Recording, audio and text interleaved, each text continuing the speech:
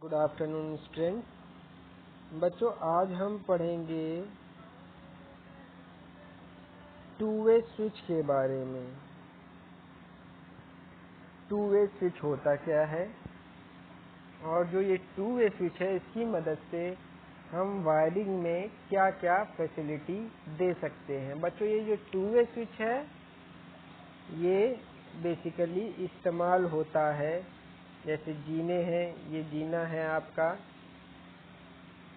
जीने में आपने यहाँ पे एक बल्ब लगा रखा है जो कि लाइट देता है अंधेरे में। अब यहाँ पे आप एक स्विच लगाना चाहते हैं जिससे ऑन करें।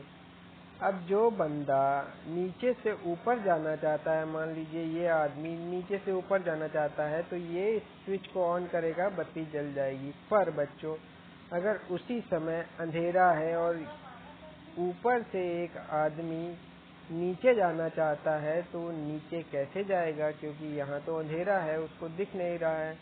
तो यहाँ पे एक और स्विच होगा लाइट जलाने के लिए। ठीक है बच्चों। अब जब वो नीचे चला गया, जब वो घर से जा रहा है, यहाँ पहुँच गया, नीचे से जा रहा है, तब बच्चों क्या होगा, तब वो लाइट जलती ही रहेगी, क्योंकि लाइट ऑफ करने के लिए उसको वापस ऊपर जाना पड़ेगा लाइट ऑफ करने के लिए। अगर वो लाइट ऑफ कर देता है तो फिर उसको अंधेरे में नीचे आना पड़ेगा।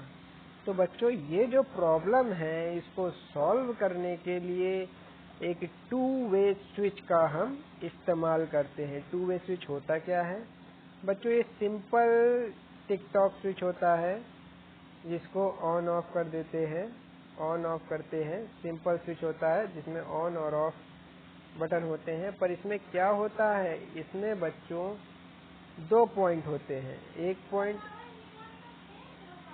दो पॉइंट होते हैं, एक पॉइंट, दो पॉइंट और तीन पॉइंट, तीन पॉइंट होते हैं। अब तीन पॉइंट कौन कौन से होते हैं, इनके नाम क्या क्या हैं बच्चों। तीन पॉइंट होते हैं, एक L1 लाइन 1, दूसरा L2 लाइन 2, तीसरा पॉइंट होता है कॉमन। तीसरा पॉइंट होता है कॉमन। पहला होता है L1 लाइन 1, दूसरा होता है L2 लाइन 2, तीसरा होता है कॉमन। तीसरा होता है बच्चों कॉमन। ठीक है। अब होता क्या है इंटरनली, देखिए कॉमन कॉमन से कनेक्ट होता है। अब दो इसके पॉइंट रहते हैं, तो ये स्विच एट अ टाइम एक स्विच में, एक पोजीशन ये, दो सेकंड पोजीशन ये हो गया कॉमन। बच्चों, ये switch at a time one point से कनेक्ट रहेगा, या तो ये 1 से कनेक्ट रहेगा या तो ये 2 से कनेक्ट रहेगा। तो जो लाइन आ रही है आपकी मेन लाइन, तो वो या तो लाइन को इस पॉइंट 1 पे पास करेगा, अगर 1 पे नहीं है, अगर ऑफ कंडीशन में रखते हैं तो आप इस कंडीशन में रखते हैं तो ये पॉइंट 2 से लाइन को पास होने देगा। अब बच्चों देखते हैं आगे। अब सीढ़ियों की वायरिंग का नियंत्रण। देखिए, एक लैंप को दो स्थानों से नियंत्रण का आरेख, जैसा कि अभी बताया गया आपको। केसिंग केपिंग वायरिंग करना। केसिंग केपिंग बच्चों होता है सिंपल कैप और केस। केस आता है मार्केट में, उसको आप पहले फिट कर देते हैं, उसके ऊपर कैपिंग कर देते हैं, ढक देते हैं। उसको जांच करना, दोष ढूंढना, निवारण करना, वायरिंग का मूल्यांकन करना। अब बच्चों देखिए, मेन इसका इलेक्ट्रिकल सर्किट आपको बहुत अच्छे से आना चाहिए। अगर वो आपको पता चल गया तो आपके आराम से ऑपरेशन हो जाएगा। उसके लिए बच्चों इस सर्किट को देखते हैं हम। अब इसमें क्या है, इसमें बच्चों ये रहा आपकी लाइट बल्ब, ये रहा स्विच S1, ये रहा स्विच S2। ये मान लेते हैं बीच में जीने हैं। दो लोकेशन पे हम स्विच लगाएंगे, एक बल्ब है आपका। अब बच्चों वायरिंग कैसे होगी, देखिए अपने पास है एक न्यूट्रल, एक लाइन या फेज। लाइन या फेज आप कुछ भी बोल सकते हैं। और ये रहा आपका एक बल्ब।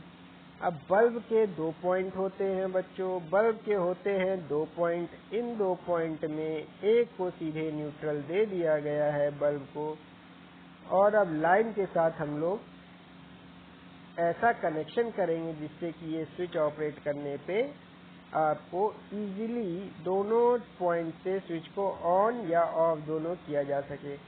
तो अब लाइन 2 आ गई, अब ये इसको लगाते हैं हम लाइन जो लोड को है वो कॉमन में। ठीक है, पहले स्विच के पहले बच्चों इधर से स्टार्ट करते हैं। न्यूट्रल आपने दे दिया लैंप के एक पॉइंट में। अब ये है आपका फेज।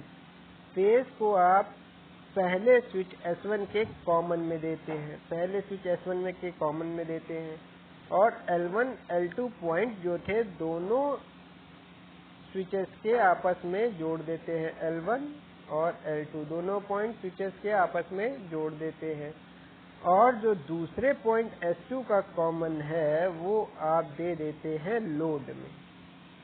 ठीक है, इतना बन गया आपका सर्किट आपका कंप्लीट हो गया। प्रैक्टिकल स्टेयरकेस वायरिंग हो गई। आप लैब में अगर करके देखना चाहें तो कर सकते हैं, या घर में आप सिंपल 2 स्विच और एक बल्ब ला के देख सकते हैं और सिंपल 3-4 केबल ला के देख सकते हैं, तब भी ये हो जाएगा। अब क्या हुआ, अब ये होने के बाद देखिए ऑपरेट कैसे करेगा। अब यहाँ से लाइन आ रही है, स्विच की पोजीशन आपने नीचे कर रखी है, स्विच लाइन L2 पे आ गया, L2 से इधर पे आ गया। अब इसमें भी स्विच की पोजीशन आपने नीचे कर रखी है, फिर इधर कनेक्ट हुआ और इधर से बल्ब को आपको फेज मिल गया। बल्ब को फेज मिल गया तो बच्चों बल्ब ग्लो करने लग गया। अब देखिए बल्ब ग्लो कर रहा है। बल्ब ग्लो कैसे कर रहा है, ये फेज मिला, S2 L2 पोजीशन पे, लाइन 2 की पोजीशन पे, S1 लाइन 2 की पोजीशन में, S2 भी लाइन 2 की पोजीशन में और बल्ब जल रहा है। अब क्या हुआ, अब बच्चों स्विच चेंज कर दिया, आप पहुंच गए नीचे। ये ऊपर था, आपने स्विच ऑन किया, बल्ब जल गया, आप नीचे पहुंचे। ये आपका ग्राउंड फ्लोर, ये आपका फर्स्ट फ्लोर। आप फर्स्ट फ्लोर से ग्राउंड फ्लोर में पहुंच गए नीचे।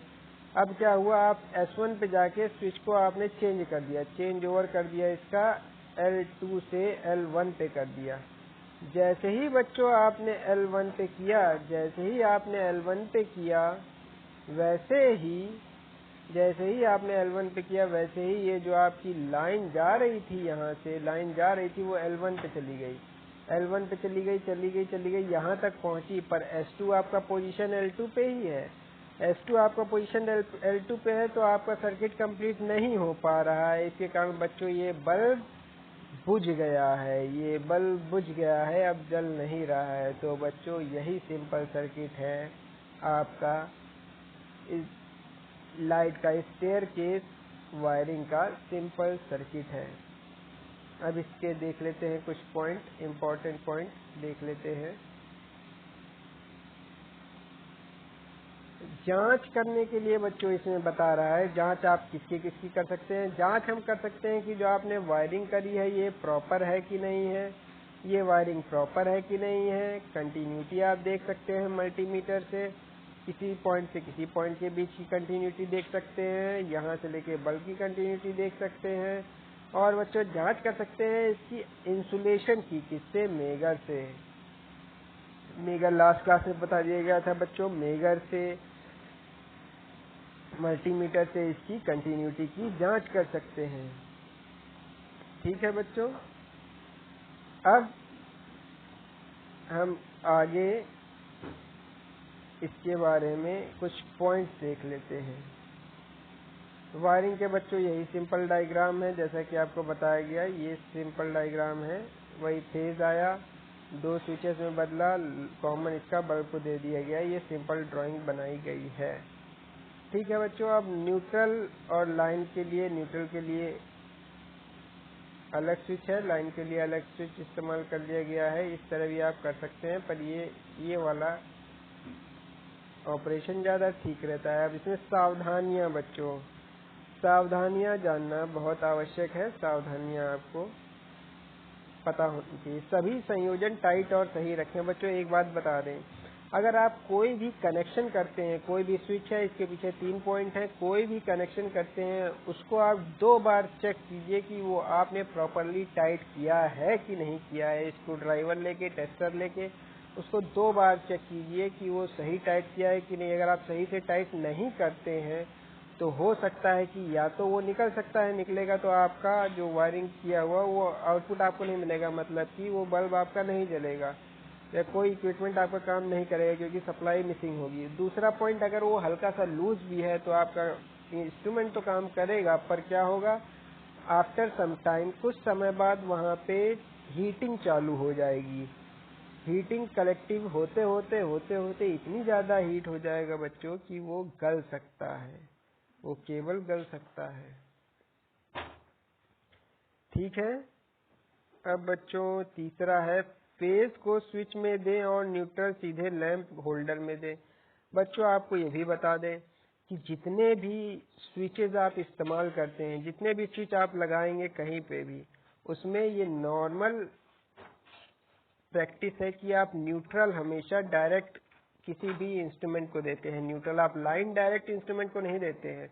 अगर आपको कंट्रोल स्विच के थ्रू करना है तो हम हमेशा न्यूट्रल लोड को दे देते हैं और लाइन किसी स्विच के थ्रू, सिंपल स्विच के थ्रू लोड को कनेक्ट करते हैं लाइन से, सिंपल स्विच के थ्रू। ठीक है बच्चों,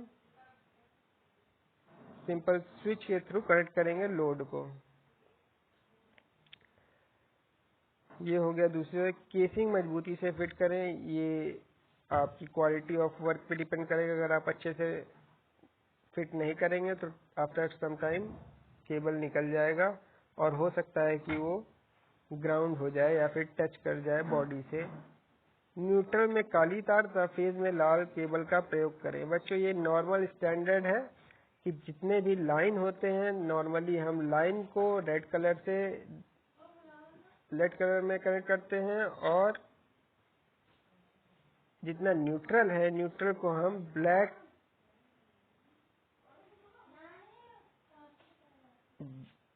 कलर से न्यूट्रल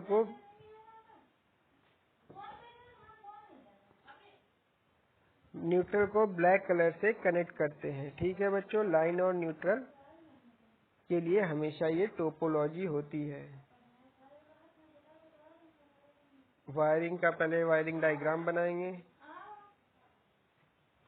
वायरिंग करने के लिए पहले वायरिंग डायग्राम बनाएंगे, उसके बाद ही हम अपना काम स्टार्ट करेंगे, नहीं तो बच्चों इन बिटवीन काम करने में प्रॉब्लम आएगी।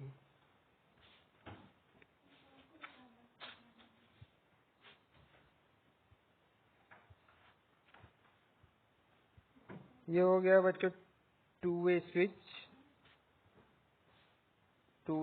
से कैसे हम स्टेयरकेस वायरिंग कर सकते हैं। अब हम फॉल्ट कैसे पता लगाएंगे उसके बारे में थोड़ा पढ़ लेते हैं।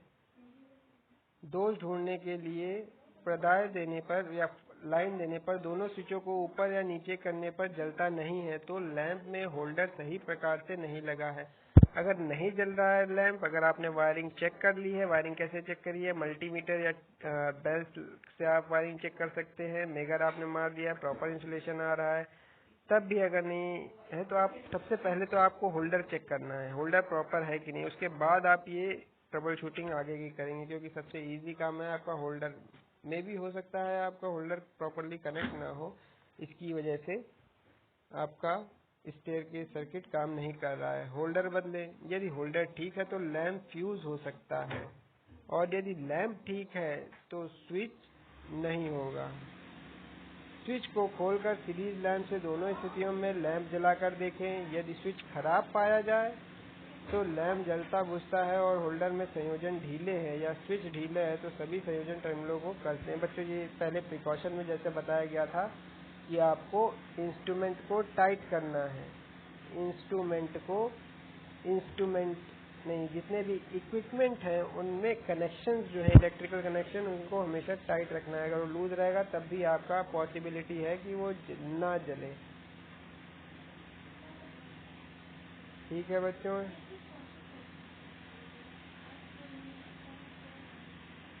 और ये पीवीसी केपिंग चेसिंग के बारे में बता रहा है कितने कितने एमएम की, अलग अलग एमएम की बच्चों मिलती हैं। इसमें कुछ खास नहीं है, ये मैकेनिकल वर्क है मेनली। आपको केसिंग हमेशा दीवार की रूफ से थोड़ा सा नीचे, ज़्यादा नीचे नहीं लगानी चाहिए, जो कि पीपल के हाथ में, लोगों के हाथ में आ जाए, इजीली रीचेबल हो, ऐसी जगह पे आपको केसिंग नहीं फिट करनी है। और ऐसे फिट करना है जिसमें कि तार वगैरह निकलने के लिए ना निकले हों। ठीक है बच्चों, तो ये हो गया सावधानियां। और